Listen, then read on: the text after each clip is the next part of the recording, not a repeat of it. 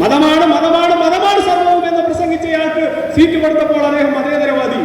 50 വർഷമായി ഒരു ഹിന്ദു നാമധാരിയായ MLA ഈ പറയുന്ന ഗുരുവായൂർ മണ്ഡലത്തിൽ ഉണ്ടായിട്ടില്ല എന്ന് പറഞ്ഞപ്പോൾ അയാൾ വർഗീയവാദി.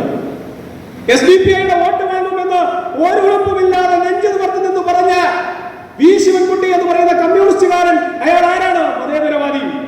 പക്ഷേ ഒരു വർഗീയവാദിയുടെ വോട്ട് വേണ്ട, ഒരു രാജ്യദ്രോഹിയുടെ വോട്ട് വേണ്ട. ഇനി ഒരു 100 ലക്ഷം പരാജയപ്പെടേണ്ടി വന്നാലും ഇത്തരം രാജ്യദ്രോഹികളുടെ മുന്നിൽ മുട്ടുമടക്കില്ല എന്ന് നിലപാടെടുത്ത BJP, അവർ വർഗീയവാദി. ഈ സമൂഹത്തിൽ ഈ കാഴ്ചപ്പാടിൽ നിന്ന് നമുക്ക് മാറണ്ടേ? ഈ കാഴ്ചപ്പാടിൽ നിന്ന് നമുക്ക് മുന്നോട്ടേക്ക് പോകണ്ടേ? ഭാരത് മാതാ കി ജയ് എന്ന് വിളിക്കുന്നത് അക്ഷന്തവ്യമായ അപരാധമായി ഭാരതത്തിനകത്ത് നിന്നാൽ ഭാരത് മാതാ കി ജയ് ഇനി പാകിസ്ഥാനിൽ വിളിക്കാൻ പറ്റുമോ? ഭാരത് മാതാ കി ജയ് ഇനി അഫ്ഗാനിസ്ഥാനിൽ പോയി വിളിക്കാൻ പറ്റുമോ? ഭാരത് മാതാ കി ജയ് ഇനി ബംഗ്ലാദേശിലോ ചൈനയിലോ പോയി വിളിക്കാൻ സാധിക്കുമോ?